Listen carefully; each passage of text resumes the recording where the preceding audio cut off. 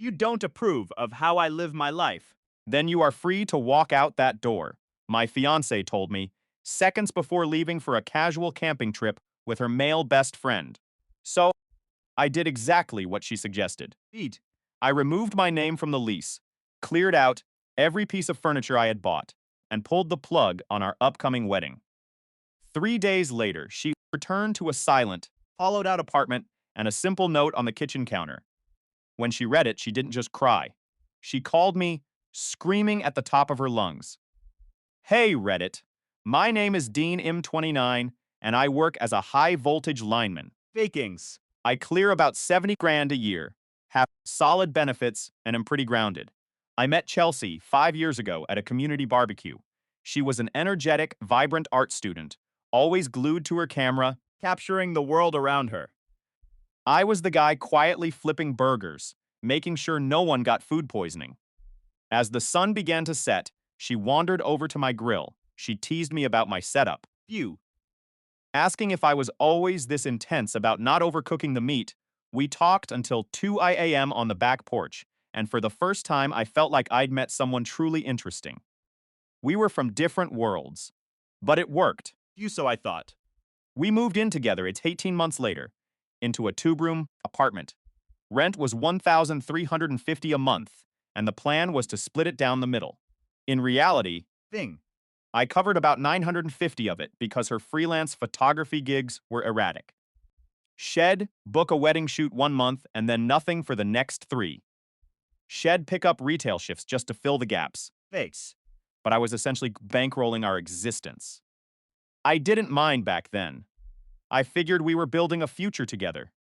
I proposed 8 months ago at an overlook she loved. The kind of spot Shed always wanted for a photography portfolio. I got down on one knee with a ring it'd spent 4 months worth of overtime savings on. She cried. She said yes, Ija. and she immediately pulled out her phone to take selfies with the ring. She had it posted on social media before we even reached the car.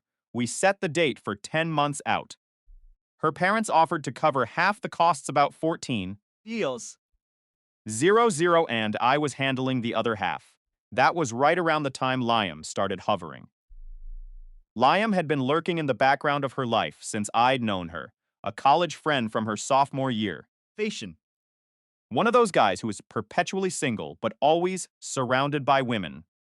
He worked in promotions for breweries and event companies, had the perfect hair, and always looked like he just stepped out of a catalog. Fake. Effortless charm that some people find irresistible. He'd kept his distance while we were dating, but the engagement changed the dynamic. Suddenly, he was everywhere. Every post Chelsea made. Fiend. Liam was the first in the comments with inside jokes I wasn't privy to. Her phone would buzz during dinner, and it was always a meme from him. Not. There were constant invitations to events. Ishin. Always with a. You should bring Dean tacked on at the end. The problem was I was never actually welcome. These were events on my work nights, at venues 2 hours away, He'd claim. were last minute, and only for one person. The first time I properly met him was at an engagement party. One of Chelsea's friends threw. Liam showed up late, made a dramatic entrance. Felsie for just a second too long. When she introduced me as her fiancé, he gave me this smug, pitying smile, and a handshake that felt like a test of dominance. So, Guy who finally got Chelsea to settle down, he asked. his eyes never leaving hers. Impressive. I played it cool. Just got lucky, I replied. Sure did, he said, staring at her, completely ignoring me. It only got worse from there. Chelsea started going out more, attending late dinners that turned into Latin night concerts. I'd come home to an empty, cold apartment, only to find her stumbling in at 2 in the morning. They smelling like bonfire smoke and cheap perfume. I finally tried to address it a month before the camping incident. We were reviewing catering options for the wedding when her phone chimed again.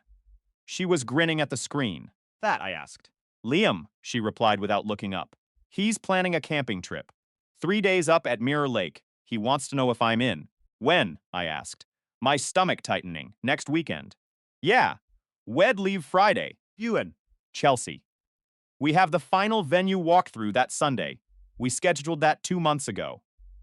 She waved it off casually. We can reschedule, Dean. Everyone is going, and I haven't done a real getaway in ages. Then I paused, setting the folder down. I don't like how much time you're spending with him, I said. Her expression shifted from relaxed to defensive in a heartbeat. Are you serious right now? Liam has been my friend since college. bet to tell me who I can hang out with. I'm not telling you who to hang out with. I'm just saying, it's strange how Hez suddenly everywhere. She laughed, a sharp, patronizing sound. You're jealous. That's what this is. He's just a friend, Dean. Do you know how incredibly insecure that makes you sound? It was a classic move. Flip the narrative, turn the tables, and make me the source of the problem. I dropped it, but the camping trip loomed, Fiendsheim. and my gut screamed that something was fundamentally wrong. The week before the trip, I came home early from work because my supervisor gave us a half day after WED, finally finished a massive week-long project. Thought I'd surprise Chelsea. Take her to that Thai place she loved, and try to have a real night together. I walked into the living room and found her on the couch, FaceTiming Liam. She was laughing, Femi. glowing in a way I hadn't seen in months. When she saw me, her face flickered with a shadow of panic before she recovered. Dean's home, she told the phone. I've got to go. See you Friday. She hung up immediately. Was about. I asked, keeping my voice steady. Just camping stuff, she said quickly. Liam's bringing the tents. Yeah, I definitely wasn't overreacting. The breaking point arrived on a Thursday night, Bing. 20 hours before she was set to leave for her wilderness adventure. I got home from a brutal 10-hour shift. WED had a major grid failure due to a transmission line collapse, Feed you. and I'd spent the entire day coordinating crews and trying to keep the utility company from getting destroyed on social media. I was exhausted, covered in grit, and just wanted a hot shower. Feed. I walked into our bedroom to find Chelsea packing. There was serious, expensive camping gear spread across the bed like she was preparing for an expedition to Everest. A sleeping bag, a portable chair, those high-end, Fameshins. moisture-wicking shirts Shed bought last month and never worn. I counted 3 different swimsuits laid out for the lake. And then I saw at the perfume I'd bought her for Christmas. Figted. The one she claimed she was saving for special occasions. The whole setup screamed a romantic getaway, not a casual trip with a buddy. Packing heavy for just 3 days? I asked from the doorway, my work boots still on. He didn't look up. Carefully folding a silk shirt. Want to be prepared, she murmured. The weather is supposed to be perfect. Liam said, the lake is absolutely amazing this time of year.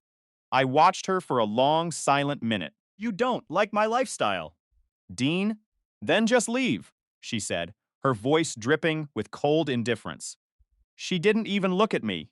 She just zipped the bag, grabbed her phone, and turned toward the bathroom. Something inside me. Finally snapped. The jealousy, the gaslighting, the feeling of being a roommate who pays the rent while she spends her nights with Liam all evaporated, replaced by a cold, sharp clarity. You're right, I said, Vind. my voice eerily calm. I don't like it. I didn't argue. I didn't beg. I turned around and walked out of the bedroom.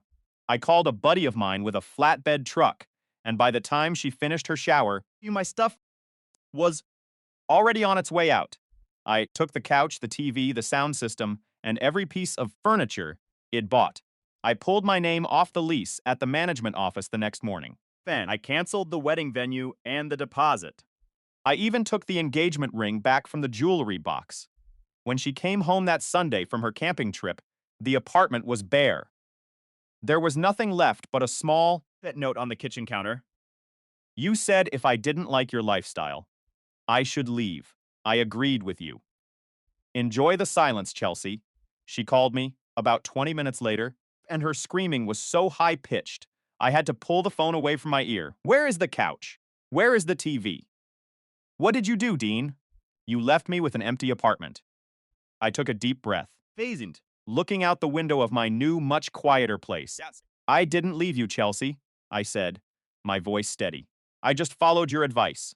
I stopped being part of the life you didn't want me in. I hung up, blocked her number. First time in 5 years. I slept through the night.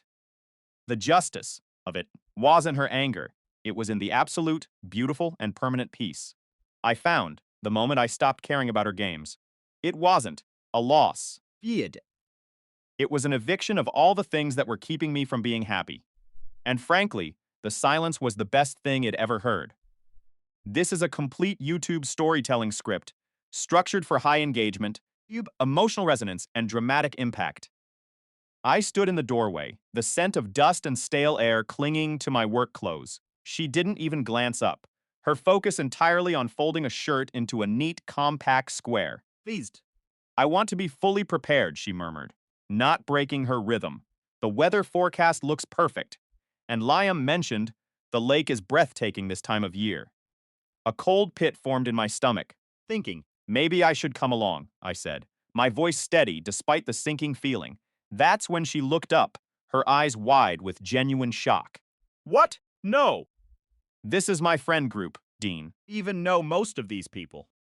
You're my fiancé. I countered, the weight of the word hanging heavily in the space between us. Her jaw tightened, a familiar sign of her growing irritation. You're not invited. It's truly just a group of friends. Why was my presence such a threat? She stood up, crossing her arms tightly over her chest, creating an invisible wall. This is exactly why we have issues, Dean. The constant jealousy. Fashion. Just trying to go camping with my friends, and you're acting like I'm committing a crime. You're blowing off our venue walkthrough, just to spend 3 days in the woods with Liam, I reminded her. She scoffed. A sharp, Missive sound that cut deeper than I expected. we're friends, Dean. Not every man is looking to sleep with me. Despite what your insecurities tell you, that's your problem, not mine. My problem, I said, my voice dropping, is watching you prioritize him over us. She took a step toward me, her eyes hard, cold, and completely detached. Maybe I'd want to spend more time with you if you weren't so incredibly boring. You come home exhausted. You rot on the couch, and you never want to experience anything. Liam actually knows how to have a life. There it was. The truth laid bare. Liam was the excitement, and I was just the reliable. You dull anchor. If you despise me that much, I asked, then why in the world are you still marrying me? She stepped into my space, her voice a low, venomous whisper. Maybe. You're right, if you can't handle how I live my life. You can just leave. I am finished apologizing for wanting my own freedom. The apartment went completely silent. 5 years of my life, distilled into a single agonizing moment. Fig. There was an engagement ring on her finger that I had skipped hundreds of meals to afford. The wedding venue was booked solid. $14,000 in non-refundable deposits, all gone. Mean. The invitations were already designed, sitting in a pile at her friend's print shop. My name was on the lease, and my life was tangled in hers. She was telling me to walk out, simply, because I didn't like the idea of her retreating into the wilderness with another man. Something inside me didn't just break, it completely snapped. All those months of agonizing, Questioning my own sanity. Of wondering if I was too controlling or just too sensitive, it all vanished. I looked at her, searching for a shred of hesitation, but found none. I nodded slowly. Okay. She blinked. Momentarily stunned. Okay, what?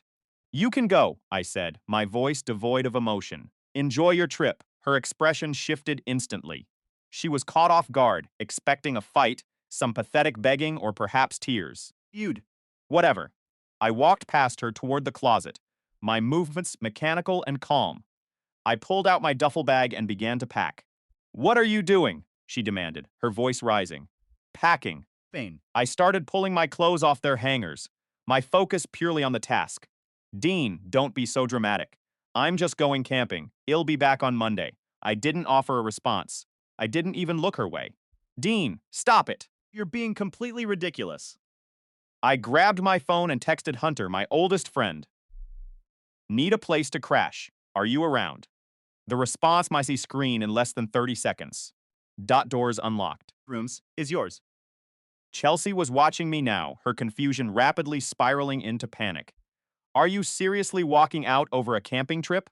I stopped and looked at her. You told me to leave. If I didn't like how you lived your life. So I'm taking your advice. Have fun in the woods with Liam. She lunged forward, grabbing my arm, her touch burning like ice. I didn't mean it like that. We don't do this. Don't turn this into something it isn't. I pulled my arm free, my movements final. She followed me into the living room as I gathered my keys and my laptop bag. You are overreacting. Fix. I stopped at the front door and looked back at her one last time. Have a great time. Then I was gone. I drove to Hunter's place, my mind strangely clear for the first time in years. He was waiting with a drink and, Mercifully, 0 questions. the guest room was ready, and the silence was as a relief. That night, my phone buzzed. A text from Chelsea. You know what? I will have fun. I refuse to let you ruin my mood. Fumel. Such a dramatic, pathetic jerk. I didn't reply. I just muted the conversation. I had things to handle. I waited until she left on Friday morning, her car pulling out of the driveway. Bro, I checked her location sharing. She had forgotten to turn it off. I watched the little blue dot move steadily north toward Mirror Lake. Once I knew she was gone, I texted Hunter again. Need the truck, I'm moving out today. with 2 coffees and no questions asked. Real friendship. I walked through the apartment with a clipboard. Everything I had bought, I reclaimed. Taking it all, I told him. We started with the furniture. A couch. I'd paid $1,600 for that 2 years ago. Hunter helped me haul it down 3 flights of stairs. The kitchen table?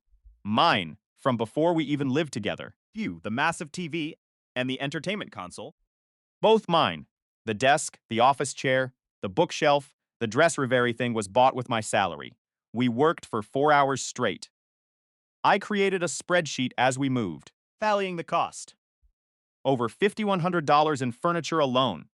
Except it wasn't a shared life, if I was the only one footing the bill. We made 2 trips to the storage unit ID, rented that morning. Fend in. A 10-by-10 climate-controlled space, paid 6 months in advance. By the time we returned for the 3rd trip, the apartment looked like a crime scene. Chelsea's items remained. Her art prints, her decorative throw pillows, Fusettes. her trinkets. But the foundation of the home was gone. I packed my remaining personal items, my clothes, my tools, my books. I left her the basic dishes and the cheap silverware. Then, Found the engagement ring in her jewelry box. Princess cut, white gold band. It had cost me $3,200. I pocketed it. I de-sell it, recoup the loss, and put the money toward a new life. Saturday morning, Fube. Ron, a man who didn't tolerate nonsense. Ron, my fiancé and I have split. I'm moving out, and I need my name off the lease. He sighed on the other end. I'm sorry to hear that, son. You're both locked in through March. Early termination means a penalty, but ill. See what I can do. I'll pay the penalty, I said, but my name needs to be off that document by Monday. Feel. Come by with the paperwork at 10 tomorrow. Will she be able to cover the rent on her own? He asked cautiously. I don't know, I replied honestly. But that's not my problem anymore. Fair enough. The next call was the hardest one. Chelsea's father, Walter, a decent, honest man who had always treated me like his own son. Hey, Dean. What's going on? Walter, I need to let you know that Chelsea and I are finished. Wedding is off. There was a long, heavy silence. What happened? I told him the truth. About the camping trip, about Liam, about the disrespect. Another long silence. Liam? He finally asked, his voice tight. You guys she works with. Yeah.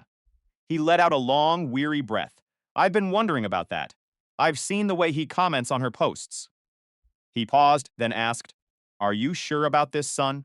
Completely sure. Means the wedding is officially canceled. I understand, he said.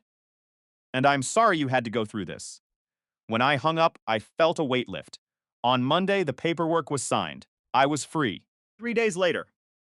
I received a notification. Chelsea's location sharing had stopped. I figured she realized the joke was on her when she came home to an empty living room and a pile of debts she couldn't cover. Eat. I heard through a mutual friend that she had tried to call me a dozen times, panicked because she couldn't afford the rent and had no furniture to host her little parties. She asked me to bring it all back. She said she was sorry. Thinks she. She said it was all just a big misunderstanding. I didn't answer. I took the money from the ring, bought a plane ticket, and left for the coast. I didn't look back. Sometimes, Lose everything. You thought. you wanted to realize what you actually deserved, and for the first time in 5 years, the air felt perfectly clear. The air in the cafe felt thin, like I was breathing in a vacuum. Thing. I stood there with my latte, staring at the woman who had been the architect of my misery. Amber looked frantic, her makeup smeared, darting her eyes around the shop as if she were being hunted. Dean, please, she hissed. Closing the distance between us. We need to talk about the apartment situation. I didn't even blink. I just took a slow, deliberate sip of my coffee. There is no situation, Amber, I said, my voice as steady as a tombstone. Feed. There is simply an empty space where my belongings used to be, and a lease that is now entirely Chelsea's problem. She looked at me, bewildered, Dean. as if she couldn't process the fact that I wasn't playing the part of the heartbroken fiancé anymore. She's crying, Dean. She hasn't slept in 3 days. You've completely wrecked her life over a minor, stupid misunderstanding. Misunderstanding. I laughed, a dry, humorless sound that made her flinch. Is that what we're calling a weekend spent at Mirror Lake with Liam now? She went silent, the color draining from her face. I know everything, Amber, Closer. lowering my voice so only she could hear. I know about the texts. I know about the business trips. I know that you, her best friend, Fainted. were the one who helped her pack for a romantic getaway while I was slaving away at the office to pay for a wedding that was never going to happen. She sputtered, trying to find an excuse, but there was nothing left to say. Truth had stripped her naked. I'm done, I said, turning my back on her. Do not ever contact me again. As I walked out into the crisp morning air, Felt a weight lifting off my shoulders that I hadn't realized. I was carrying.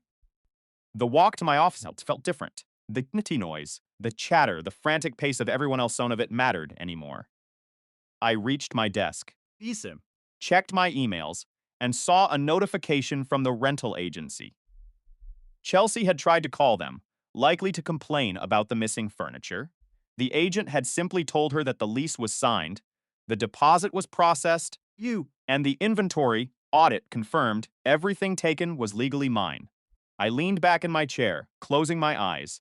The silence of my new place, even with just a mattress and a laptop. Was the most peaceful thing I had ever experienced. My phone buzzed again, but I didn't even look at the caller ID. I picked it up, went to the settings, and turned it off completely. The game was over. Furniture was sold. Box. The ring was sitting in a velvet box, waiting to be turned into a down payment on a house that was finally going to be just mine. A few days later, Fusen. while I was out grabbing groceries, when I saw a car pull up to the curb. It was Chelsea. She looked tired, her energy completely drained, the vibrant, Rot. energetic girls I once knew replaced by someone who looked like she'd been dragged through a hurricane. She stepped out of the car, hesitation written all over her posture. Dean, she whispered, the name sounding fragile. Walking. I kept my eyes forward, moving toward my car with purpose. Dean, wait, I saw the photos you posted online. You look happy. I stopped then. I turned around slowly, looking at her. Really looking at her. I am happy, Chelsea. I said.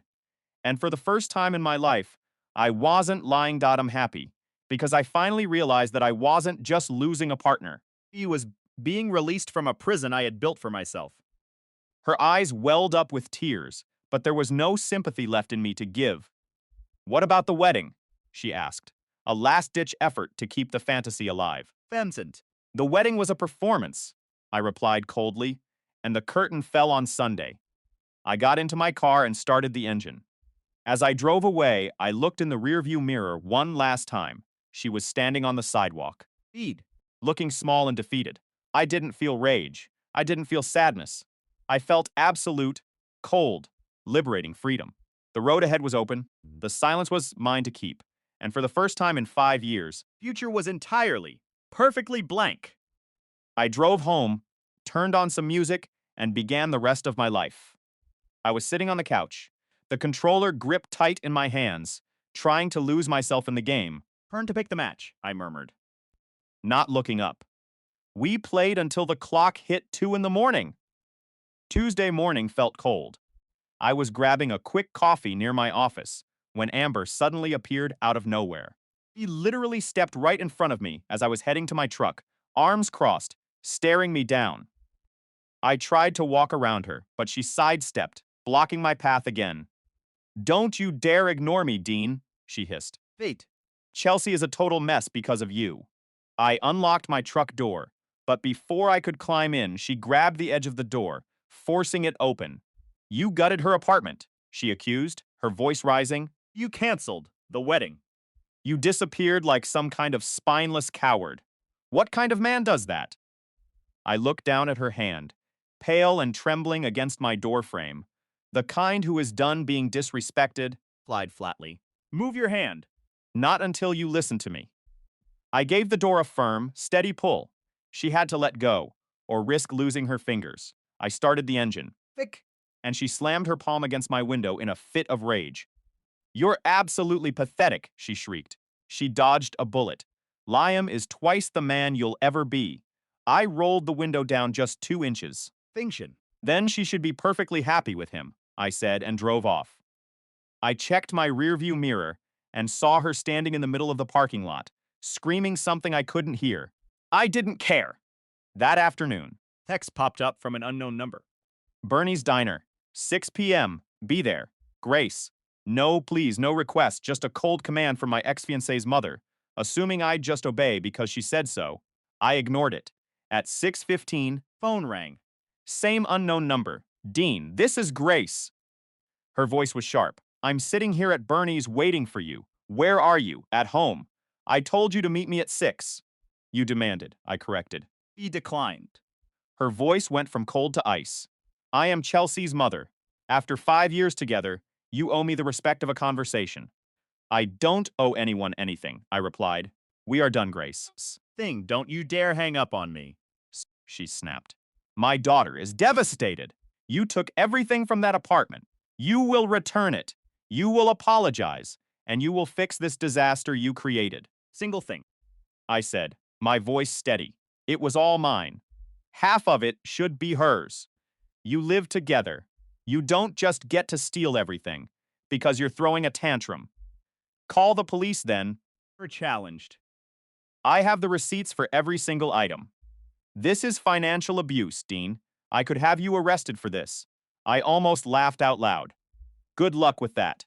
I hung up and blocked the number. You. 10 minutes later, someone began pounding on Hunter's front door. It was an aggressive, frantic knocking that wouldn't let up. Hunt looked at me, eyebrow raised. "Want me to get it?" "It's probably her. I'll handle it." Things, I said. I opened the door to find Grace standing on the porch. I had no idea how she'd gotten here so fast. Her face was splotchy red. Her finger pointed accusingly at my chest. "How dare you hang up on me? Eve. How dare you be so disrespectful? I drove all the way here because you refused to meet me like an adult." "I never invited you," I said coldly. "I don't need an invitation to defend my daughter," she spat. "You destroyed her life. Thengreet. She's living in our house now because of you. She's living in your house because she chose a camping trip with another man over her own wedding," I countered. Grace stepped closer, invading my space. "Liam is just a friend." Through your thick skull. "She's allowed to have friends. You were always so controlling, so jealous, you drove her away. If that's the script she's selling, you're welcome to buy it," I said. It's the truth. Fixta. She told me everything. How you'd guilt trip her for going out. How you'd monitor her phone. How you'd. A truck pulled into the driveway. It was Walter's F-150. The same one I'd helped him load with drywall half a dozen times. He got out. Saw his wife midrant on a stranger's porch, and his expression went completely flat. "Grace, what are you doing here?" She spun around, hair disheveled. "I'm talking to Dean about what he did to our daughter." Thanks him. Walter walked up the steps, nodding at me briefly. Before looking at his wife, Grace jumped back in. "He stole all her furniture, Walter. He canceled the wedding without even telling her. She came home to an empty apartment. Do you understand me?" She told him to leave. Walter cut her off, his voice low and firm. "He left Grace's. That's how it works. Grace's mouth opened and closed, stunned. Fix. Whose side are you even on? The side that makes sense, he said. He took his things. Walter turned to me. Dean, did you take anything that wasn't yours? No, sir. Then, there's no theft. He turned back to his wife. Fangvin. Grace, get in the truck. I am not done. Yeah, you are, Walter said, his voice hardening. You drove to this man's friend's house to scream at him for taking his own property. All after our daughter Chose a camping trip with Liam over her own wedding planning. Grace's face turned a deep, humiliated purple. She made one mistake and he threw away 5 years. Walter let out a sharp, joyless laugh. beefsteak. I've seen Liam's comments on her social media posts for months. Dean isn't blind, and neither am I. So you're just going to let her suffer. I'm going to let her face the consequences of her own choices, Walter said. Fusion. Now, get in the truck before you embarrass yourself further. Grace looked between us, her expression twisted with rage and humiliation. This is absolutely unbelievable. The truck, now. Finger. She jabbed a finger at me one last time. This isn't over. Actually, it is, Walter said firmly. Then he looked at me, his demeanor softening. Sorry about this, Dean. It's fine, sir. No, it's not. Fig. Grace shouldn't have come here. He reached into his pocket, pulled out his wallet, and handed me a business card. That's my direct line. If Chelsea or Grace gives you any more trouble, you call me. I'll handle it. Faisman. I took the card. I appreciate it. He nodded, turned, and guided his wife forcefully toward the truck. She was still complaining, but he opened the passenger door and practically pushed her inside. Hunter appeared beside me as they drove off. Yup. Did your ex's dad just shut down his own wife to protect you? Yep, I said, letting out a long breath. That was the most surreal thing I've ever witnessed. Wednesday afternoon, He showed up. at Hunter's house. This time, Hunter caught her before I even knew she was there. I was in the guest room working remotely when I heard raised voices outside. Fanged. I looked out the window and saw Chelsea on the porch, yelling through the screen door. I know he's in there. Dean, get out here right now. Hunter was blocking the doorway, phone in hand, looking completely bored. Trespassing. Hunter said, I already told you on Monday to leave. Not until he faces me. This is ridiculous. He can't keep hiding. He just doesn't want to see you, Chelsea, Hunter replied. Dean, she screamed, Fent. her voice cracking. You're a coward. Real men face their problems. Hunter didn't budge. Final warning, leave now, or the police will be here in 5 minutes to escort you off the property. She finally realized the game was over. She turned around, defeated, and walked back to her car. I finally felt the weight lifting. The chaos of the past 5 years was being dismantled, piece by piece, First, and for the first time in a long time, the silence that followed felt like freedom. The air in the kitchen was thick with a silence that felt like a physical weight. Dean stood there, his jaw locked, Reddit. his eyes cold as ice as he stared at the woman who had once been his entire world. Look at me, Chelsea, he said, his voice terrifyingly calm. This is absolutely ridiculous, and you know it. Keep hiding behind locked doors like a coward. Thought. Chelsea was vibrating with rage, her knuckles white as she gripped the counter. Real men face their problems, Dean. Stop acting like a child and talk to me. Hunter, Standing by the doorway. Didn't even blink. he checked his watch with a bored expression, then looked back at her. Final warning, Chelsea. Leave now, or I am calling the cops. I'm not playing this game anymore. She laughed. A sharp, hysterical sound. You wouldn't dare. You're a joke. Dot. Hunter didn't argue. He simply pulled out his phone and tapped the screen to start the call. Seeing the flicker of the screen, Fincy. Chelsea made the biggest mistake of her life. She lunged forward, trying to force her way past him into the house. Hunter, who had played linebacker in college, didn't even flinch. He blocked her path with one lolid arm. Posture immovable. You just assaulted me, he said, his voice rising just enough to be heard over the rising panic in her eyes. But I'm calling the police. You're trespassing and you just got physical. Phasian. Sirens wailed in the distance, cutting through the tense atmosphere. Chelsea's face drained of color, the mask of rage replaced by pure, unadulterated terror. You're actually doing this, She didn't wait for an answer. Yeesh. She scrambled backward, sprinting for her car and peeling out of the driveway, just as the flashing lights turned the corner of the street. Hunter hung up the phone before it even connected to the station. He walked back inside, a small, satisfied smirk playing on his lips. Your ex tried to break in and assault you. I caught it all on the doorbell camera, he said, tossing his phone onto the table. It's going to be perfect for the restraining order we've been drafting. Watching her scramble like a frightened animal when those sirens hit was the absolute highlight of my entire month. Use.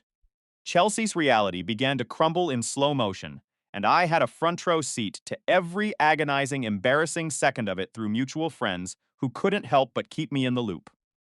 The first week after we parted ways, she went all in on Liam, changing her relationship status, plastering her feed with photos of them at concerts and Latin night events. She used captions like, "Finally found the real thing," and "Real recognizes real."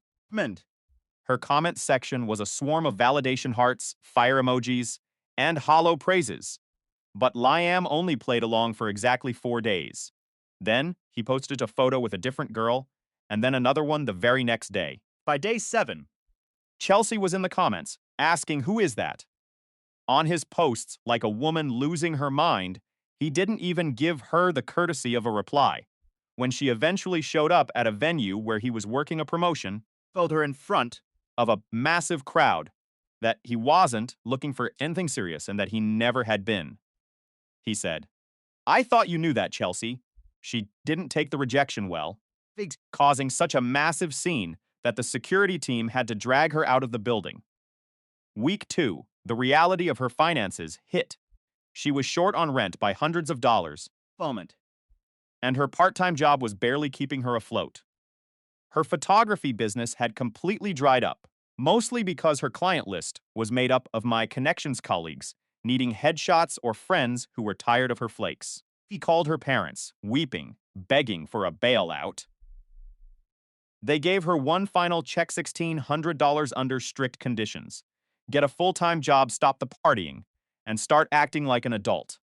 She took the money, Every single condition, and was back to square one by the weekend. Week 3 brought the Amber nuclear option. Liam didn't just move on, he moved directly to Chelsea's best friend. He posted a photo of them in bed together, And the meltdown was spectacular.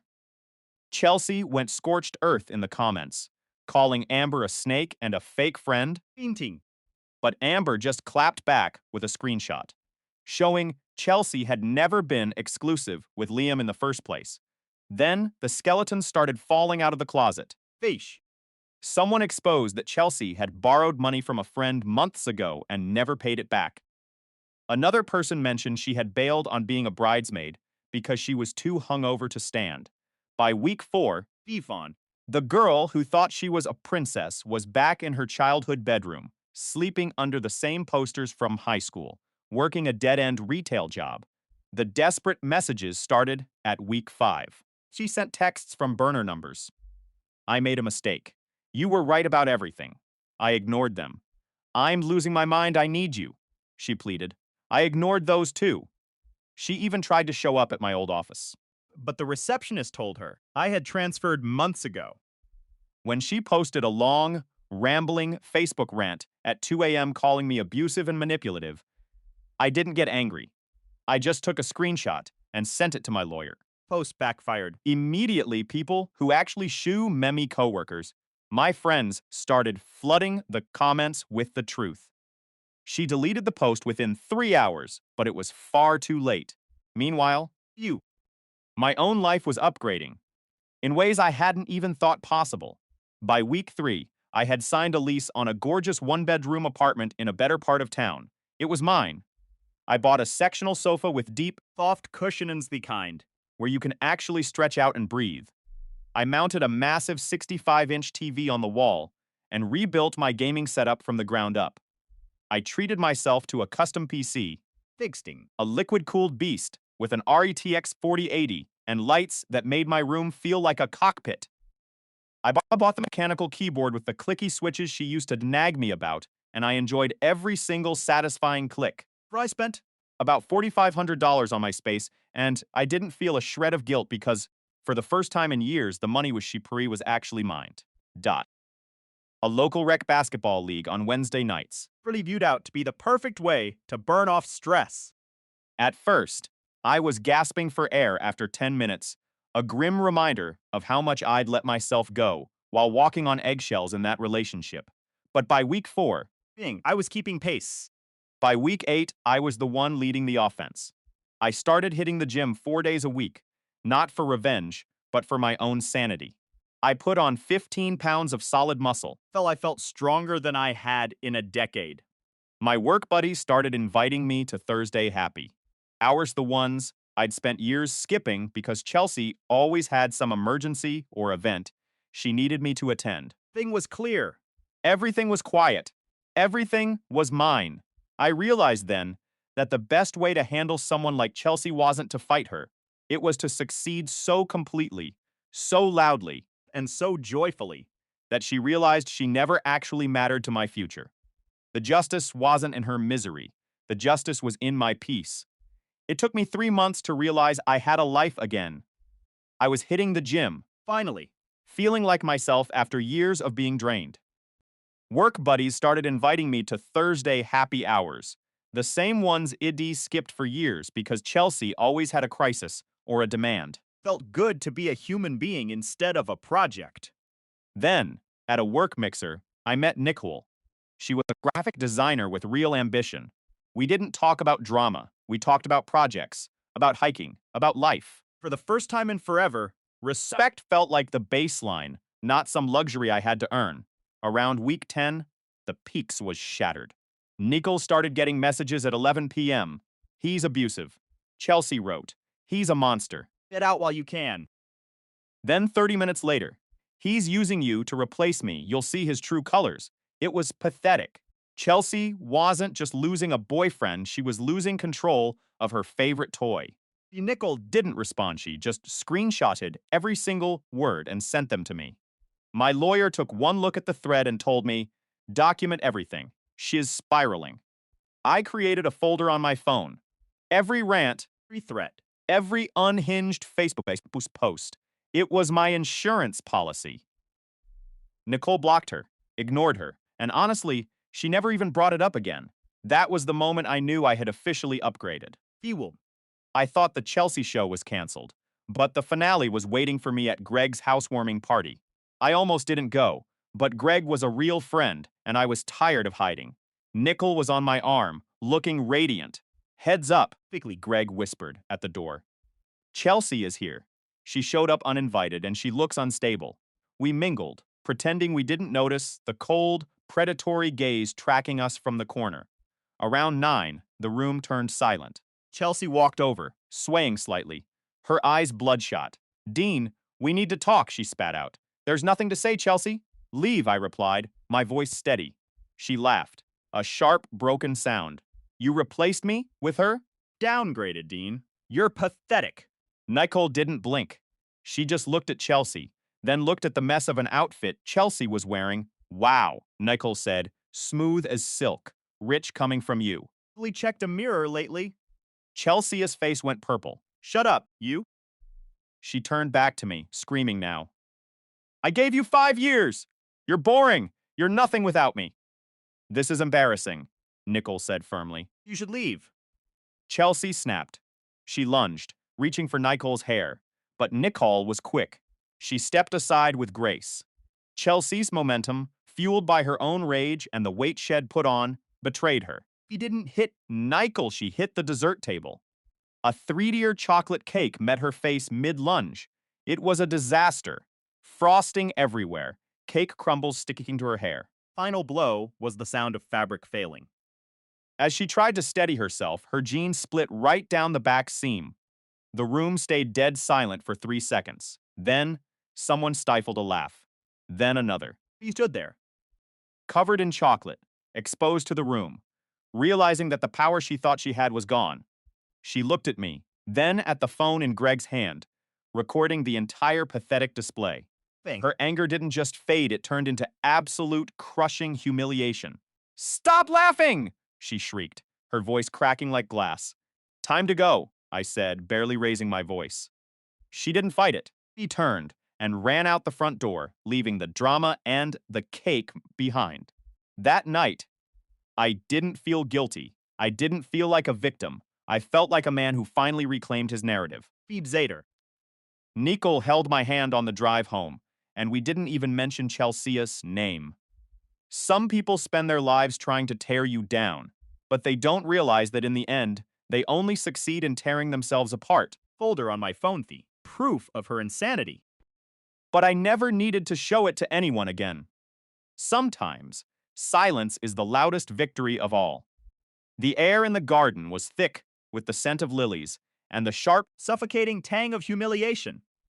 Chelsea stood frozen in the center of the patio, her designer dress ruined, a thick, white layer of frosting caked across her cheek and staining her collar. She glanced around, But for an ally.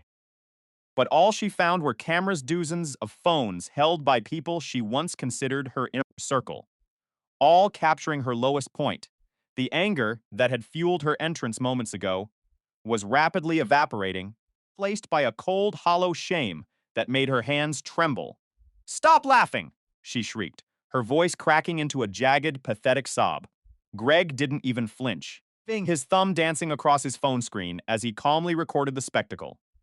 "Time to go, Chelsea," he said, his voice flat and devoid of any lingering affection. Now, I stood just a few feet away, Fiend. my arm firmly around Nicole's waist, watching the woman, who had spent years trying to dismantle my life, finally face the wrecking ball of her own making. Chelsea's eyes darted toward me, Vince. searching for a spark of the old guilt she used to manipulate me with. But I gave her nothing but a steady, indifferent gaze.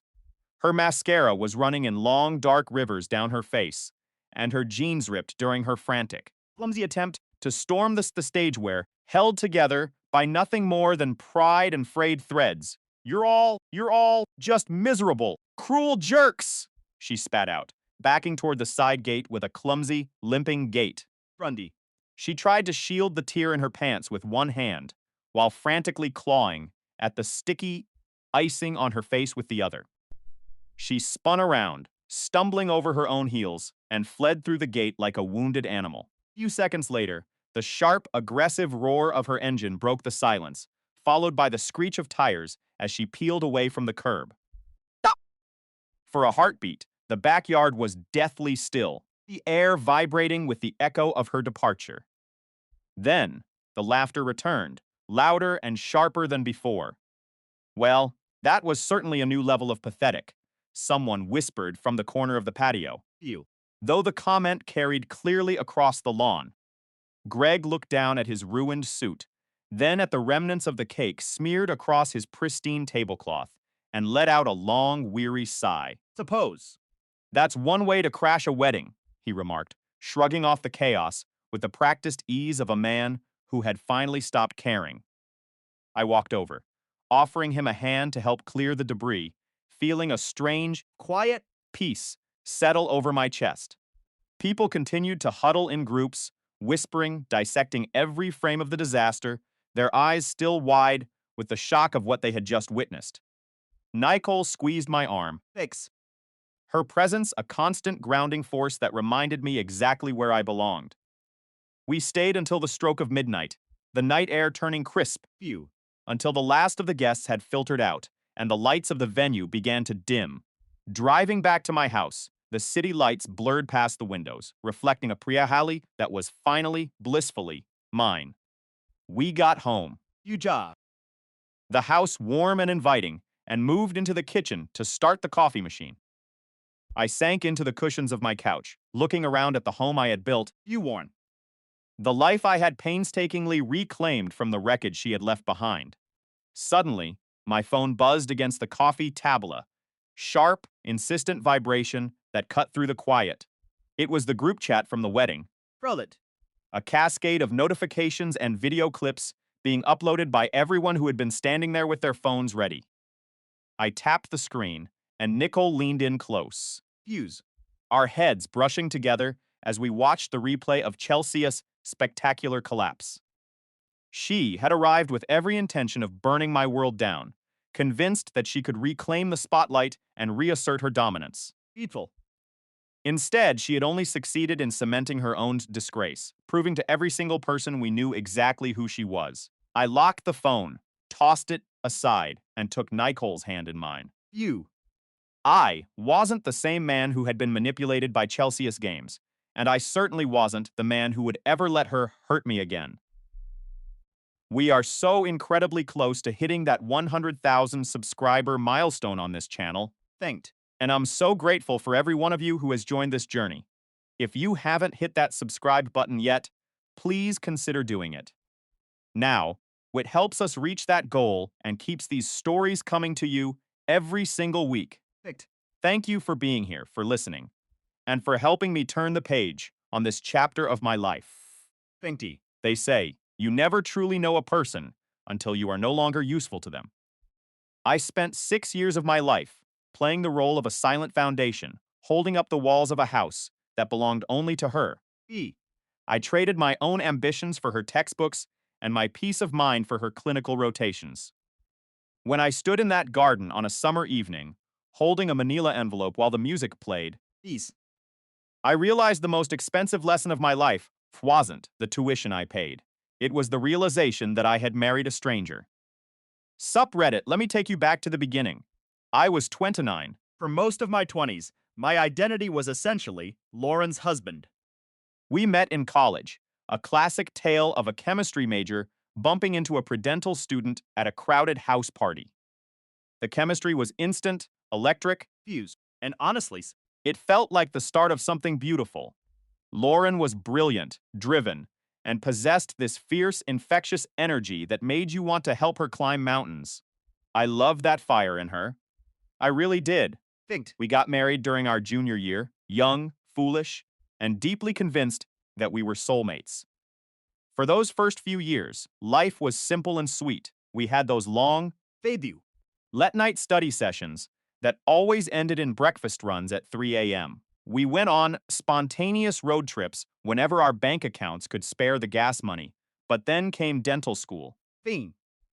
And the woman I married began to fade away, swallowed whole by mountains of textbooks and 18-hour study marathons. I didn't complain, though. I believed that was just part of the bargain. Fade. I shifted my career from education to supply chain analysis, chasing the bigger paycheck and the stability she needed. Someone had to cover the rent, the mounting tuition fees, the textbooks, and the relentless car payments. Fix. My 60-hour work weeks became the new normal, while my own dreams were packed into cardboard boxes and shoved into the back of a storage unit. 6 years passed in a blink of exhausting, monotonous labor. Theme that. Saturday in June. It was supposed to be the highlight of our lives. The graduation party her parents threw at their exclusive country club. There was an open bar, expensive catering, And nearly 200 guests. including her entire cohort and their families. I was proud. Or at least, I thought I was. She pulled me aside, Really get. guiding me toward the garden area where the string lights hummed in the evening breeze. I need to talk to you, she said, her voice unusually calm. Thin. I expected a sentimental speech about how we had finally crossed the finish line together. Instead, she handed me a heavy manila envelope. I tore it open under the decorative lights. Paper feeling unnaturally cold against my skin. Divorce papers. Everything was there, meticulously drafted. Assets already divided. A payment plan laid out for me to buy out my half of the joint account. That was chillingly professional. Are you serious right now? I asked, my voice barely a whisper. It's the perfect time, she replied, her eyes devoid of any warmth. It's a clean break, a new chapter, Starting my practice in 2 months. and I need zero distractions. You've been useful, I'll give you that, but I don't need a husband anymore. Useful. The word hung in the air like a death sentence. You knew the deal, He said. waving a hand as if flicking away a piece of lint. Dental school came first. Now I'm a dentist. I need to be alone to reach my potential. You can find someone on your level. Someone who doesn't have a real career to worry about. Her friends watched through the windows, their faces lit by the party glow, some smirking with a knowing look. My best friend, Nolan, stood at the bar, his face pale. F. horrified by the spectacle unfolding in the garden. You planned this, I said, the pieces clicking into place. Of course! She snapped, checking her phone for a notification. Dot! Sign the papers. It's a win-win. When the switch flipped inside me. The years of being the agreeable, supportive partner shattered into a million pieces. I'm not signing this, I stated firmly. Her face hardened. The mask of patience cracking completely. Excuse me. Not signing a thing. If you want a divorce, we're doing it the right way. With lawyers, with full financial discovery, and with a deep dive into every cent we've spent. He laughed.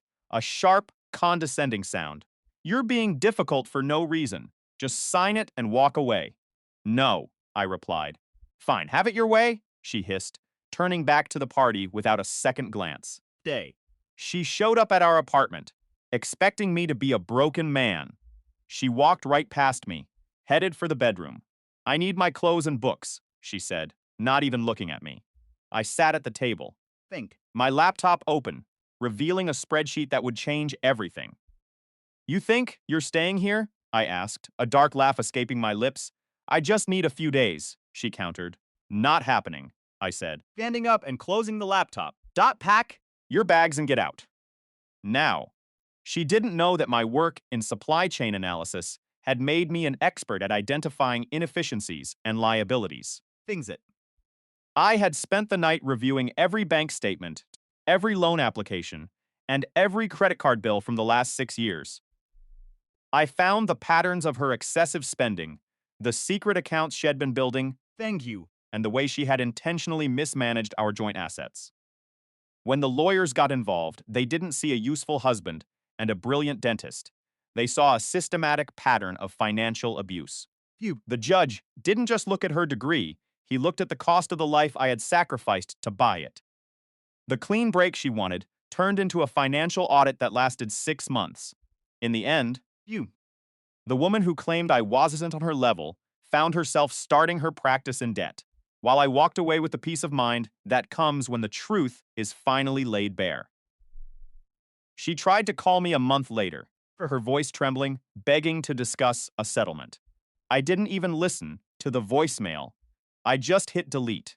Justice isn't always loud, and it isn't always fast, but when it finally arrives, Bet it hits exactly where it needs to. I am finally building a life that is mine, not an investment for someone else's future. And for the first time in 6 years, I can finally breathe. You think you're staying here? Absolutely hilarious. I only need a few days to figure things out. That is not happening. Dot, pack your belongings and get out right now.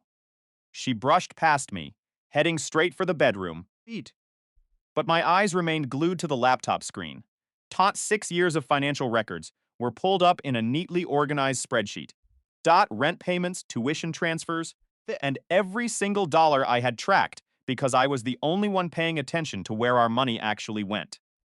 10 minutes later, she emerged, dragging 2 suitcases behind her. Look, You, Vulp. I will be out of your way, and you won't even know I'm here. Actually, the lease is in my name and has been since we moved in here 2 years ago. She froze mid-step. What on earth are you talking about? Exactly what I said. Run. You never signed the lease, so I have been the sole tenant for 2 years while you were just staying here. That is completely ridiculous, as this is our apartment. Check the lease yourself. If you don't believe me, the landlord has my name only on file. My bank account is the only one tied to the property, and since you never contributed to rent, you were never added. Face contorted in anger. So what? You're just going to kick me out like that. How mature. You are the one who declared you were finished. You handed me divorce papers and told me you didn't need a husband. So yes, You are out. you cannot possibly be serious right now. I am dead serious. You left the moment you announced this marriage was over, and that is simply how it works. She let out a sharp, bitter laugh, Pathetic. which is exactly why I am leaving. You can't even handle a simple conversation without being overly dramatic. I am the dramatic one, Our divorce at a party. and spent the entire night texting someone else. But sure, I am the problem. Whatever. I will just come back whenever I want, and you can't stop me. Actually, I can. live here anymore. If you want to return for your belongings, you must schedule it with 24 hours notice. That is what the law says. The law. Are you kidding me right now? Not even a little bit. Files. For divorce. Fine, but you are playing by the actual rules now. Not just whatever you feel like doing. She stared at me like I had suddenly grown a second head. You are being completely unreasonable. No, I am being perfectly clear. You made your choice yesterday, so now you have to deal with the consequences. Call before you return, or do not come back at all. Absolutely insane. Where am I supposed to go? That is no longer my problem. You are the one who wanted to be finished, so figure it out. She stood there with her suitcases, her face flushed red with rage. Friends. Fine. I will go to my friend's place until I find an apartment near the clinic, but this is not over. Great. See you never. She walked out and slammed the door behind her. Fact. I waited until I heard her car pull away before heading back into the bedroom. Her laptop was still resting on the dresser, Sups. the one she had been using for her school assignments. Sups. She had probably intended to grab it, but had forgotten in her frantic hurry to make a dramatic exit. The laptop was still logged in. We had shared passwords for years because that is what married people did, Find. and she had never bothered to change hers. I opened it up, and the first thing I saw was her messaging app wide open on the screen. The most recent conversation was with someone named Camden, Busey. a colleague from her dental school class based on the profile picture. The messages went back 6 months. 6 months of morning texts, Latinite conversations about difficult patients, Fumo. and study sessions that clearly involved much more than just studying. There were plans for after graduation and discussions about which practices they would join together. Then, You. I saw a message from 3 weeks ago that made my smuck as drop. I can't. Wait to finally be done with this. Once I am officially divorced, we can stop sneaking around because I am ready to start our life together. Vend. Scrolled through more messages, finding photos, timestamps, and detailed plans about how she would handle the divorce announcement. She wanted to keep it simple and quick so she could move on without drama, Assuming I. would just accept it and sign everything because I had always been so agreeable. Then I found something even worse. I saw screenshots of bank statements she had sent to Camden, Huge. showing accounts I didn't recognize with deposits from her parents. There were regular transfers of $2,000 every single month for the past 15 months. Yo, this was money. I never knew existed because she had told me her parents went helping her financially, claiming they wanted her to be independent. That is why I had been covering every single expense. Except that was a total lie. Her parents had been funding her the entire time, instead of using it for tuition or expenses as they probably intended. She had been stashing it away to build her own secret savings account. Ishan. Meanwhile, I was paying for the rent, utilities, groceries, and her mounting student loans. There were messages between her and Camden discussing exactly that. Almost at $30,000 now. What you have saved, we can get a really nice place. You are playing this perfectly. He has no idea you even have that money. I know, he thinks my parents cut me off years ago. Meanwhile, You. I am just stacking it while he covers everything. I grabbed my phone and started taking pictures of everything, gathering evidence of the messages. The bank statements. Boom. And the conversations with Camden about using the money for their future. I called the lawyer I had consulted that morning, leaving a message that I needed an emergency appointment. Use. I told him I had found evidence of infidelity and hidden assets, and that this divorce was about to get a lot more complicated than my wife had planned. 2 weeks after Lauren moved out, Ubre. my lawyer sent her legal team the initial discovery request. Full financial disclosure was demanded, including bank statements from every account, investment records, and credit card transactions. Everything. Plus, He included.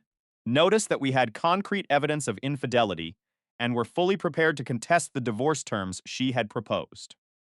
Her response came within 24 hours. Panicked phone call from A number I didn't recognize lit up my screen. She had ignored her lawyer's advice and called me directly. You are actually doing this, fighting the divorce. I am simply making sure it is fair. You want right. Everything divided fairly. You know exactly what I meant. Just take your half and let us be done with this. My half of what, exactly? Fighting the divorce? Simply ensuring Everything remains fair. That's what you insisted on, isn't it? A transparent division of our assets. You know exactly what I mean. Just accept your half, and let's move on from this nightmare. you won. What is exactly the assets you've declared on paper, or my legitimate half of everything, including those hidden accounts you thought you'd never discover? A heavy silence lingered on the other end of the line. He clearly hadn't anticipated that it'd dig deep enough to expose her secret ledgers. When her voice finally returned, it carried a much sharper, more aggressive edge. I have no idea what delusions you're harboring, but you are wasting precious time and money on these legal theatrics. Just face the reality and get over it. I didn't offer a rebuttal. I simply cut the call. 3 days passed, and around 7 p.m., Pfingst. a sharp knock rattled my apartment door. Peering through the peephole, I saw a woman I vaguely recognized, one of my wife's associates from her dental school days. We'd met at a few parties years ago. She was hardly a close acquaintance. She must have scoured the old holiday card address lists my wife kept. I cracked the door open. Can I help you with something? Hi, I apologize for the intrusion. Fakesy. I need to return something your wife accidentally left in my car. Could I come in for just a moment? Her Slovenian accent was thick, clipping the edges of her words. It clicked instantly. Melanie. Please. My wife had mentioned her sporadically, though they never seemed to share a genuine friendship. I can just grab it right here at the door. It's actually a bit heavy. Please, just a second of your time. Every instinct screaming at me, I stepped aside. Entered, as if she were walking a runway wearing a tight formal dress. Towering heels and a cloud of overpowering perfume. She carried nothing. No bag, no box. To return. She sat on my sofa, crossing her legs with a deliberate, calculated elegance. So, what was it you needed to return? Oh, goodness. I must have left it in the trunk. But honestly, You wanted to speak with you. I feel terrible about what she's put you through. You were such a dedicated, loyal husband. She really shouldn't be treating you like this. Okay, I appreciate the sentiment, I suppose. Feh. She leaned forward, and the shift in her dress was far from accidental. She began with the pity play. You must be so incredibly lonely. It's devastating when the person you trust most betrays you. Isn't it then? Phew. She pivoted to blatant flattery. She commented on how handsome I was, how strong I seemed. She insisted my wife was a fool to walk away from a man of my caliber. I took a deliberate step back. Factually. Doing perfectly fine. Just focused on the legal proceedings. But you're here all by yourself. You have no one to help you feel better. She patted the empty spot on the sofa beside her. We could be friends. Thing we. Maybe help each other out. Yeah, Absolutely not. this was transparently pathetic. I'd been married for 6 years. I wasn't a naive child. I recognized a setup when it was practically painted on the wall. Think it's time for you to go. She rose, moved closer, and suddenly swayed on her heels, feigning a dizzy spell while reaching out to grab my arm. I sidestepped effortlessly. She stumbled forward, Fed. putting on a clumsy show of falling into my personal space. Oh, I feel so lightheaded. Could you help me? You're perfectly capable of sitting down on your own. I'll grab you a glass of water. I retreated to the kitchen. Firmly. Sip. Sigh. The entire time. She settled onto the couch in slow motion, posing like a mannequin for a catalog. Her phone lay face down on the coffee table. Thanked of station. A red notification light pulsed rhythmically like a warning sign. When I returned with the glass, she gazed up at me with what she clearly believed was an alluring, seductive expression. Feed. Seen more believable performances in a low-budget infomercial. Thank you, you are such a gentleman. I set the water on the table and remained standing, refusing to lower my guard. Drink up then. I really need you to leave. Reach it. She took the glass but didn't touch the water. She just clutched it, gathering her courage for one final desperate move. She stood up and invaded my space, looming far too close, acting as though she was about to embrace me. Absolutely certain you want me to leave? We could put on a movie, have a wonderful evening together. I raised my hand, firm and unyielding, maintaining a clear barrier between us. I am very certain her mask slipped. Flicker of frustration crossed her face. Your wife will never know. It can be our little secret. There it was, the entire point of this nauseating theater. Actually, my wife would know exactly what happened. You'd make sure she did. That's why. You're here, isn't it? To manufacture evidence of me cheating so she can weaponize it in our divorce. Her face went blank for a heartbeat. Then she scrambled to recover. No, no! You've completely misunderstood me. I was just trying to be. To be what? A good friend? Is that phone on the table recording us right now? She darted a panicked glance at the device. It was an automatic instinctual reaction. Or caught. She lunged for the phone, but I was faster. I snatched it from the table before her fingers could brush it. Want to see if this is recording? No, give it back! She clawed at my hand, her composure shattering. He said. If you touch me, you lose the house, okay? But you aren't touching me, so just give me the phone. The words tumbled out in a fit of hysterical panic. Then, her eyes widened as the gravity of her own confession hit her. Exactly what she had just admitted to. She stood up abruptly, far too fluidly for a woman who had been dizzy only moments before. I think maybe I should just go now? Yeah. Probably the smartest thing you've said all night. She grabbed her purse and bolted for the door. She paused with her hand on the knob and looked back over her shoulder. You know what? Nearly as stupid as she thinks you are. Thanks, I replied coldly. That might be the most genuine thing anyone has said to me all week. She vanished into the night without another word. Phew. I locked the door and pulled up my Ring doorbell footage. There it was, a perfect timestamp. Her arrival alone, dressed for a seduction, at 7 p.m.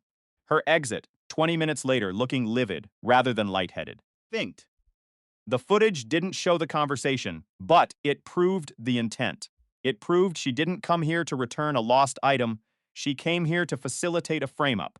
I forwarded the file to my lawyer immediately. Phew. It was another brick in the wall of evidence proving my wife would stop at nothing, even using her friends as pawns to secure a win. The attempt was pathetic, but it told me everything. She was terrified. Bang. The discovery process was closing in on her hidden facets. The infidelity evidence had her trapped. And she was desperate enough to try a tactic, this clumsy and reckless. It meant I was winning. The next afternoon, a text popped up from an unknown number. This is Claire. We need to talk. It's about what happened last night. Claire. I knew that name perfectly well. Everything changed the moment I realized I was winning. Following afternoon, my phone vibrated with a message from an unrecognized number. Bot. It was a simple text. This is Claire. We need to talk. It's about what happened last night. Claire. I knew that name immediately. Patient. She was the third person in my wife's inner circle, the one who always seemed the most grounded compared to the rest of them. We had actually shared some genuine conversations at various gatherings. He worked in hospital administration, not dentistry, and always felt far more normal than that elitist crowd. I typed back, "Who gave you my number?" The response was instant. From your wife's phone, when she wasn't looking. I know that sounds bad, but you need to hear what I have to say. Can we meet somewhere? I suggested. A coffee shop near my Office neutral territory. Public enough to feel safe. She agreed right away. When I arrived, she was already there, sitting at a corner table, looking incredibly nervous. This wasn't the kind of nervous someone feels when they are trying to set you up. Fingy. This was the look of someone on the verge of betraying a friend to save their own conscience. I sat down across from her and asked, "So what is this about?" She took a shaky breath. "I need to tell you what's really going on." Failure planning. I can't be part of this anymore. It's wrong. She pulled out her phone and started scrolling, her hands trembling slightly. "Last night, after Melanie tried to seduce you, Straight back to your wife's parents' house. They were all there. Your wife, Melanie, and a few others. They were celebrating, thinking it had worked. I stared at her, my blood running cold. It didn't work. Firmly. I know, she replied. Melanie told them, you rejected her completely. You kept your distance the whole time. You wouldn't even touch her when she faked being dizzy. Your wife was absolutely furious. Finn. She had been so sure you would take the bait. Claire turned her phone to show me screenshots. It was a nightmare laid out in digital evidence. Group chat messages, voice memos, and a full-blown conspiracy. They had been plotting this for weeks. Melanie had volunteered to seduce me, believing that if they could capture just one compromising photo, my wife could use it to destroy my reputation in the divorce. Big. She wanted to claim I had been cheating too to ensure she got everything. Why are you telling me this? I asked my barely whisper. She looked down at her coffee, avoiding my eyes. Because I've watched your wife treat you like trash for years. I've seen how hard you worked to support her. And this whole thing with Camden, the hiding of assets, and now trying to frame you, it's too much. Fang can't pretend. I don't see what's happening. You knew about Camden. Everyone knew, she said sadly. They all thought it was great that Shed found someone ambitious who understood her career. Fing. They kept telling her you were holding her back, that she deserved someone on her level. The coffee in my cup suddenly tasted like ash. I told her it was wrong, Claire continued. I told her you didn't deserve this. You should just be honest. Be honest about wanting a divorce instead of trying to make you the villain. But she kept saying you would try to take everything if she didn't control the narrative. Beautium. So she decided to create a narrative where I'm the bad guy. I finished exactly. And I'm done watching it. I have the evidence, text messages, where they're planning it all. Feed. Voice memos of your wife coaching Melanie on how to seduce you and bank statements showing the account she's been hiding. She slid a flash drive across the table. Everything is on here. Dates, times, participants. For enough to prove she's been deliberately sabotaging you. I picked up the drive. It felt heavier than it should have, like the weight of a shattered life. Why now? Why not earlier? Things. Because I didn't realize how far she would take it until Melanie came back bragging about her attempt, she admitted. They were laughing about it, joking that you probably haven't been with anyone in years. So you'd be easy to manipulate. It made me sick. She looked me dead in the eye. Your wife has become someone I don't recognize. Someone I don't want to be friends with anymore, and you deserve the truth. He's going to know you gave me this. I warned. I know, I'm prepared. I'd rather lose a friend than watch someone destroy a decent person for the sake of convenience. I thanked her and left immediately. Fing, driving straight to my lawyer's office. Bot. He loaded the drive, and we spent 2 hours meticulously going through the betrayal, the conspiracy to frame me, the chat logs celebrating her affair with Camden. You. The bank documents proving she had hidden assets to shield them from the divorce. It was all there. This changes everything, my lawyer said, his face grim. With this evidence, we can prove fraud, infidelity, Fent. and attempted evidence. Tampering. She isn't just going to lose the upper hand, she's going to lose badly. He paused, scrolling further down the files. Wait, there's something else here you need to see. Fist. He pointed to a string of messages between my wife and Camden from 3 months ago. She was sharing specific details about my medical history, things she absolutely shouldn't have had access to. Fingstem. When did you last authorize her to view your records? He asked. Years ago, I said, back when we were still pretending the marriage worked. He zoomed in on a specific document. Finked. She told Camden about a prescription you filled last month. She used her dental license to access the state PDMP system and searched your name to see if you were on anything that could make you look bad in court. Warned her patient. That is illegal PDMP misuse and a major HIPAA violation. That evening, Claire texted me again. She knows. I told her I gave you the evidence. She's threatening to sue me, ruin my reputation. Me fired. Typical, I replied. I'm sorry. You're dealing with that, I wrote back. Don't be, she answered. I made my choice. Some things are more important than keeping fake friends happy. 3 days later, Field. my lawyer filed an amended response to the divorce petition. We included the evidence of the affair, the hidden assets, the attempted fraud, and the illegal medical record tampering. The entire facade collapsed. Fuba. My wife's high-priced lawyer called for an emergency meeting, pleading that his client wanted to settle. He begged us to work something out without going to trial. I sat in silence, looking at the window. Feeling the weight of the last few years finally lifting off my chest. For the first time in a decade, I wasn't just surviving. I was finally, truly in control. Justice wasn't just coming, it was already here. Eeg. What started as a quiet evening quickly spiraled into a nightmare I never saw coming. My wife's lawyer reached out with an urgent request, claiming she was finally ready to settle and wanted to avoid the spotlight of a courtroom. Think.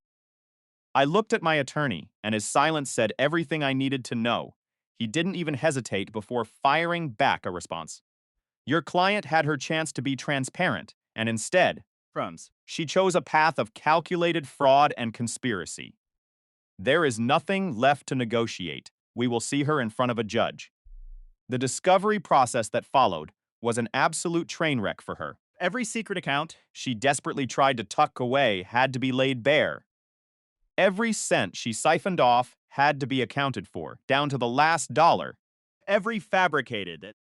Lie she spun about our shared assets crumbled the moment it hit the harsh light of a courtroom. Camden, the man she had been seeing behind my back, suddenly realized the ship was sinking.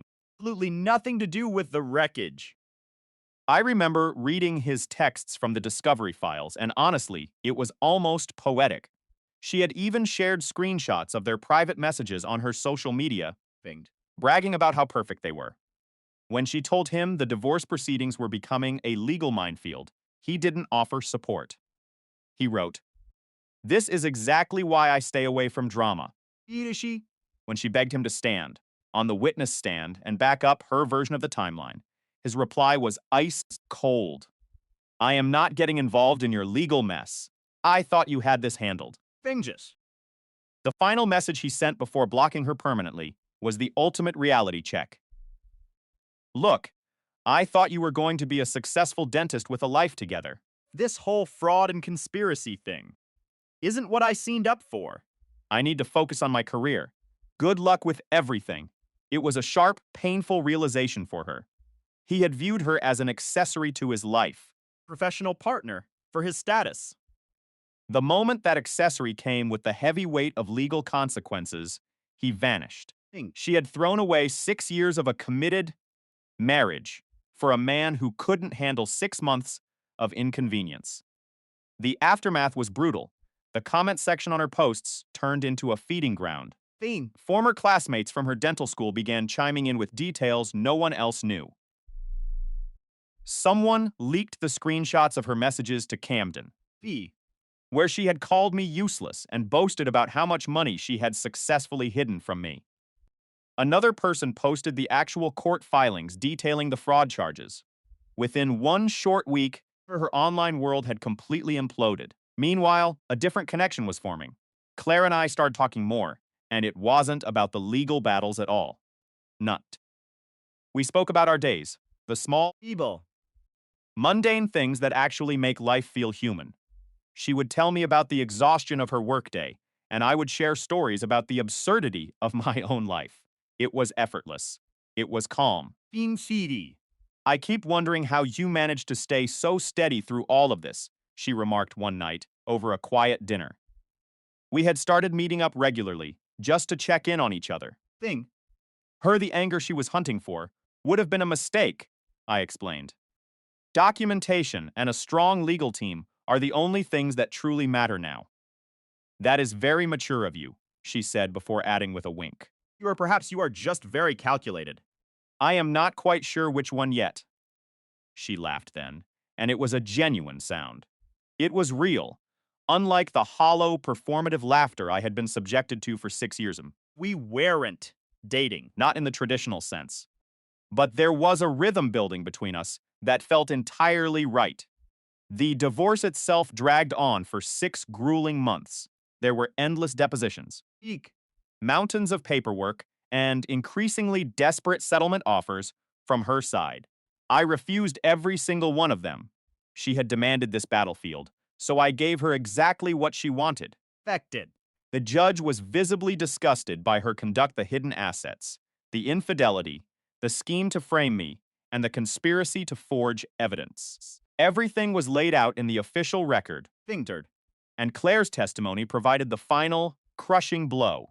When the verdict was read, it was far better than even my attorney had anticipated. I was awarded the apartment, the car, Finged. and 60% of the marital assets, because the judge ruled her secret accounts were clear evidence of intentional concealment. I was also granted a significant portion of the funds she had siphoned away over the years. You. She sat in the courtroom, looking as if the world had physically collapsed onto her.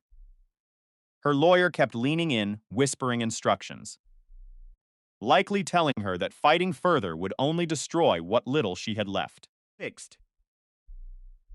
Camden had stopped showing up to court months ago, clearly having decided that a woman willing to commit perjury and fraud wasn't worth the risk. She had bombarded him with hundreds of texts, Fiend. but he had blocked her on every platform, and even changed his number. When I walked out of that courthouse, I felt a weight vanish that I hadn't realized I was carrying for years.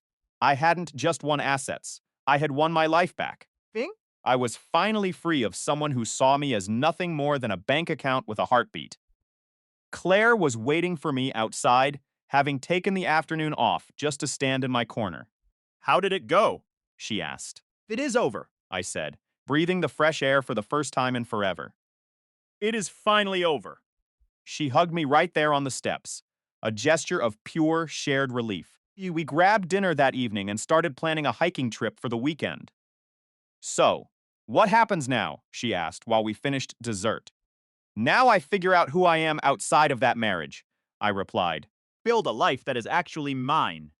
That sounds like a beautiful plan, she said, looking at me with intent.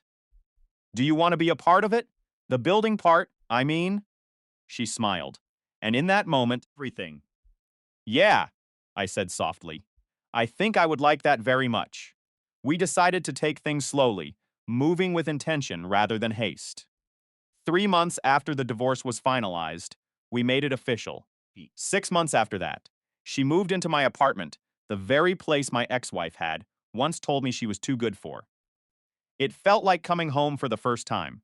My ex-wife, however, was facing a reality she never saw coming. Peace. The dental clinic where she practiced launched a massive investigation after an anonymous tip reported a serious KEPA violation. It turned out she had been accessing my private medical records throughout the entire divorce. In the clinic systems. To dig for information she hoped would hurt my case. Using patient records to settle a personal vendetta wasn't just unethical. It was illegal, and now, Face the consequences alone. Subreddit. let me take you back to a moment that defined the turning point of my entire existence. Never just about the marriage ending. It was about the systematic destruction of everything I had built, orchestrated by someone who had once promised to walk by my side through it all. Figment. The medical records she had been pulling during our divorce proceedings were the final nail in her own coffin. She thought she was being clever, using patient systems to dig up dirt, Convinced that a breach of ethics would give her the upper hand in court, but using confidential patient information for personal vendettas.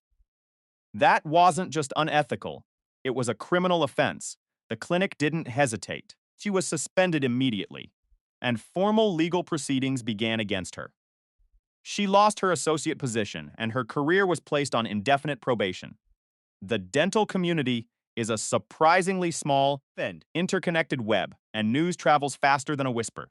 Her reputation took a catastrophic hit, the kind you simply don't recover from. There was a bitter irony to it all. She had spent 6 long years grinding, studying, Fit a while. only to torpedo it in a fit of rage because she couldn't handle the fact that I had finally moved on. Meanwhile, Camden had moved to a completely different city, starting a different life, Who was probably sitting across from some new woman right now, spinning a tale about his drama-free life. conveniently editing out the chapter where he played a part in dismantling a marriage. My ex-wife called me once. 6 months after the divorce was finalized.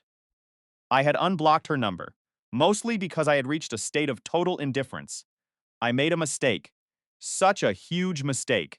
She sobbed into the phone. Everything is falling apart, and I need your help. I didn't feel rage. I didn't feel pity. I just felt a cold, hollow sense of finality. That's unfortunate, I replied, my voice steady. Good luck with everything. Yushin. I hung up, blocked the number again, and went on with my afternoon. Claire was in the kitchen, and she asked who it was. I told her, she just nodded, and we went right back to discussing dinner plans. You. That was the moment I knew I was truly free. Her crisis no longer created an obligation for me. Her regret wasn't a door left open for reconciliation. She was just a ghost. Fitz. Someone I used to know who had made a series of devastating choices. A year after the divorce, I asked Claire to marry me. It wasn't a grand cinematic proposal. It was just the two of us on a weekend hiking trip. Benji. On the exact same trail where we had first leaned on each other as friends during the darkest days of the legal battle. She said yes before the question had fully left my lips. We planned the wedding for 8 months out. Small and intimate. Only the people who had truly supported us were invited, those who didn't whisper behind our backs while smiling to our faces. My ex-wife had lost nearly her entire social circle by then. Thing. Once Claire and I went public, a chain reaction started. But friends realized they didn't want to be associated with someone who had committed fraud, cheated, and flagrantly violated patient privacy. Fubel. The old crowd from dental school had completely scattered. Melanie had apparently fled back to Slovenia, citing visa issues. From Sure. It had absolutely nothing to do with her role in trying to frame me during those court hearings. The wedding planning felt effortless. Claire knew what she wanted, and I knew what I didn't. Fix. We compromised on the big things and didn't lose a second of sleep over the trivial ones. When the big day finally arrived, the weather was perfect. Claire looked like something out of a dream. Thing. The venue was exactly what we had envisioned, and our families were genuinely happy. I stood at the front with my best man, watching the guests arrive. Thing there. They weren't there out of obligation, they were there because they shared our joy. I saw the coordinator checking the final details, and the bridesmaids moving into position. Everything was running like clockwork. Then, Faher. my ex-wife was walking up the path from the parking lot, wearing some cheap cocktail dress that looked like it had been pulled off the floor of a back seat. Her hair was a disheveled mess, Things. and her makeup looked like it had been applied in a moving vehicle. She looked like a woman who had realized halfway through her journey that she was making the biggest mistake of her life, but was too stubborn to turn back. Beauty. I caught the coordinator's eye and tilted my head toward the intruder. The coordinator saw her, stiffened, and immediately signaled the security team it hired. Meanwhile, the guests remained oblivious, chatting and laughing, Having. no idea that a hurricane of drama was approaching from the west entrance. The coordinator reached my ex-wife well before she could reach the ceremony area. I couldn't hear the words, but the body language was aggressive. You should. The coordinator stood her ground. The security guys flanked her. My ex-wife was gesturing wildly, shouting something. Then she tried to shove past them. She acted as if they were nothing more than scenery, You bet. pushing straight for the center aisle. The chatter began to die down. People started turning their heads, sensing the shift in the air. She made it about 6 steps before the security guards stepped in. Thinged. Each grabbed an arm not violently, but with absolute firmness. She tried to wrench herself free, but her heel caught on the edge of the carpet runner. She went down hard, landing on her hands and knees. The dress hiked up in a way that felt more pathetic than tragic. Her purse emptied out, scattering lipstick, tissues, and her phone across the path. For 3 agonizing seconds, the entire venue fell into complete silence. Thing pulled. Everyone was just staring at this woman, crumpled on the ground in the middle of my aisle. Then, the sobbing started. It wasn't the quiet, dignified kind of weeping. It was full-blown hysterical wailing. Feet. Her makeup was running in thick, dark streaks, and her nose was raw. "Wait!" she shrieked, still pinned to the floor. "You can't do this! We are supposed to be together! This is all wrong!" I just stood there. I didn't move. Didn't say a word.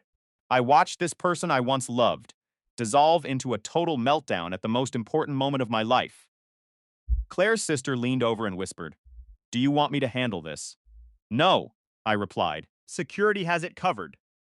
The guards were trying to hoist her up, but she was thrashing, making it a spectacle for everyone involved. Some of the guests had their phones out, recording the disaster. Fair.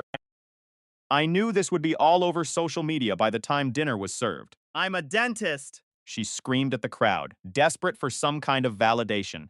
"You can't treat me like this. I have a right to be here." Tim, understand. The venue coordinator, a hero of a woman, stepped forward and spoke with a voice that carried clearly across the garden. "Ma'am, this isn't your practice. You are not a guest, and you are not welcome here." Few people in the back let out a sharp laugh. The irony was just too sharp to ignore. My ex-wife finally stopped resisting as they hauled her to her feet. She looked directly at me, face a mask of ruined mascara and shattered pride. "I made a mistake," she gasped, her voice trembling. "I lost everything." I looked at her. Then I looked at Claire, who was watching with calm, steady eyes. "No," I said, Vince. my voice cutting through the silence. "You didn't lose everything. You just finally reaped exactly what you sowed." I signaled the security team. They didn't waste another second. Vic. They escorted her off the property while the guests slowly turned back toward the altar, the tension in the air dissipating as quickly as it had arrived. I turned to Claire, took her hands, Yutushim. and ignored the lingering shadow of the past. The music started to play. The ceremony went on, and for the first time in years, the only thing that mattered was the future we were building. Fusent. Justice wasn't a dramatic act, it was the simple, quiet reality of moving on, while the person who tried to break you finally had to sit with the consequences of their own design. I didn't need to say another word to her. He had already said enough for both of us. The sun started to set behind the trees, casting a warm light over the guests. I took a deep breath, and for the first time, I felt truly at peace. Everything we had suffered, Eagle. every betrayal, every sleepless night, had brought us to this exact perfect moment, and I wouldn't have traded a single second of the journey, because it made the destination feel like a victory. The past was gone, Then was learned. and now there was only us. The security guards hoisted her up, but she remained a broken mess. Her mascara bled down her cheeks in jagged, dark rivers. Your elaborate hairstyle was unraveling into a tangled heap. She locked eyes with me, her gaze desperate and hollow. I made a catastrophic mistake. She choked out, her voice raw. "I've lost everything now, me career. Our circle of friends. All of it. You were the only thing that actually mattered in my life, and I discarded you like trash. Please, just grant me 5 minutes to explain my side." "No." Fiendant. I didn't shout. I didn't let a flicker of rage or sorrow color my tone. It was simply a quiet, absolute refusal to entertain her presence any longer. "You have to listen," she begged, clutching at her dress. "You once loved me." Kind of connection. Doesn't just vanish into thin air. Just then, Claire stepped out from behind the veil of the archway, gliding down the aisle in a gown that looked like starlight captured in lace. He halted 6 feet from my ex-wife. Standing there with an air of tranquil grace, utterly unfazed by the chaos. The color drained from my ex-wife's face as the crushing reality settled in. E.T. This wasn't some cliché cinematic moment where the groom abandoned the altar to chase after a ghost from his past. It was the sight of a woman realizing exactly what a future she had nuked with her own hands. Her? Wife whispered, her eyes darting to Claire. "You chose her over me. She was my closest friend, and you both betrayed me like this." Claire's voice was as steady as a calm sea, possessing a strange, haunting kindness. Dismantled your own life, not us. "We extended olive branch after olive branch, begging you to take the honorable path. Instead, you leaned into fraud, deception, and betrayal every single time you hit a hurdle." Fact. War. I was just terrified. she stammered, sobbing. I made mistakes. You didn't make mistakes. You made calculated choices, I interjected, stepping forward. Fimmed. And this aisle is exactly where those choices finally led you. Security, please escort her off the property immediately. The guards didn't hesitate, gripping her arms as she began to wail, trying to wrench herself free.